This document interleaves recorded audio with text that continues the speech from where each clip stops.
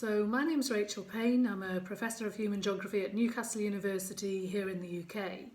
And I'm really honoured to receive this prize for the best paper in urban studies, and very grateful to the editors.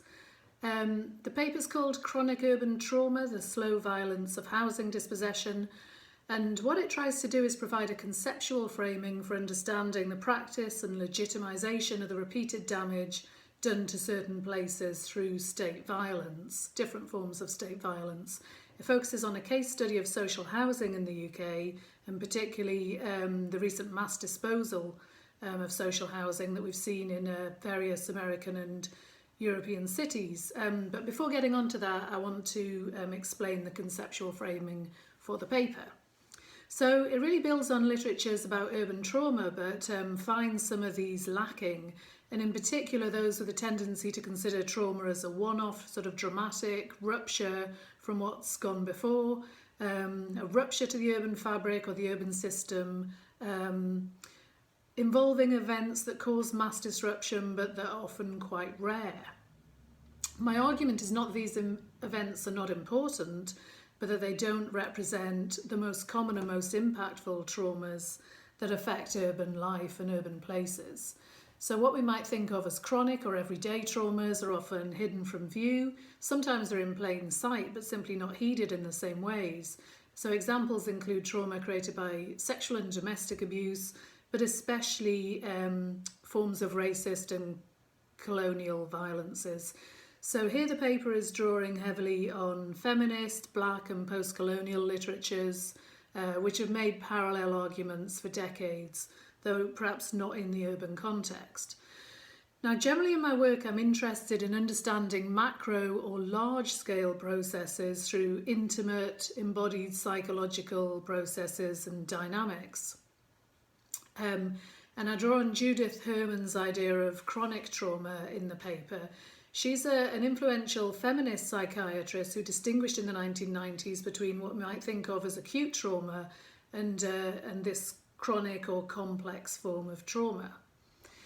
And her work is really useful, I think, for thinking about causality and accountability for healing from trauma, not in terms of survivors, but in terms of the wider social and political systems that surround them. And what's also marked in the literatures I've mentioned so far is their forefronting and documentation of agency and resistance amongst those who are otherwise often positioned as traumatised survivors who are somehow stuck and unable to rescue themselves. So the paper develops this idea of chronic urban trauma to describe historical and contemporary state violences, where violence is coming from the outside of the city, not from the inside, so from a familiar assailant in which communities are locked in a long-term abusive relationship. And my argument is that psychological harm is just as important, if not more important, as the moments of physical violence. It's the ways in which physical violence is sustained and repeated. And then the other piece of the conceptual framing is using Rob Nixon's recent work on slow violence, which is an idea that helps to describe the slow creep under the radar, the dispersal of forms of harm from capitalism. And he uses the examples of warfare, climate change and pollution. And he also identifies a growing tendency for only spectacular violence to be made visible, especially in an era of mass media. So slow violence from a geographical perspective is spatially disproportionate, and it compounds uneven development in this kind of cyclic and repeated process of harm. Now, there are critiques of Nixon, and especially I would point to Christian and Dowler's recent piece Anatomy, which is a feminist critique. He's certainly not the first to identify these slow workings of violence, but his ideas have had growing influence, and that includes urban studies, so people like Leslie Kern and Caitlin Cahill. The case study is in County Durham in northeast England, which retains a large number of quite sizable villages that were originally established in the late 19th, early 20th century around coal mining.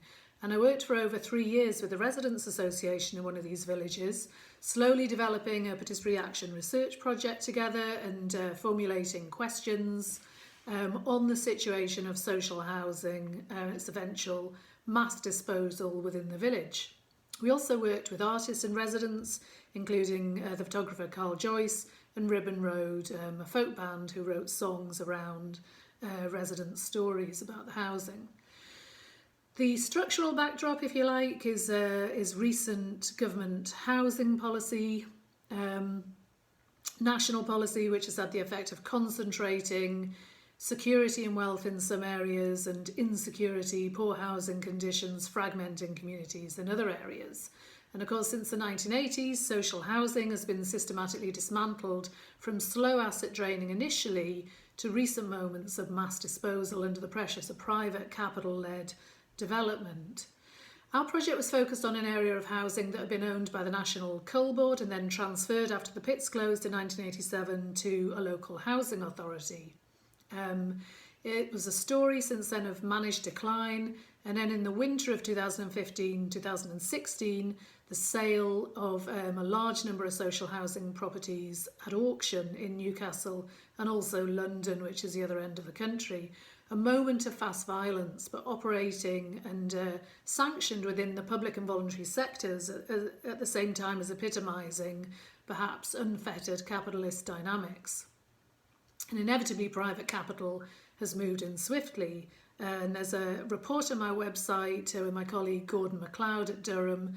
We did some follow-up work to assess the impacts of the auctions and where the housing capital went. But this paper analyses a number of dynamics in the process which I argue can be understood within the context of historical processes of slow violence. So there's individual traumatic effects that residents report inevitably, and that's been documented elsewhere as well. But the argument here is that collective chronic trauma can be identified within the neighbourhood and within the materialities of the housing and the way that it's represented and so on.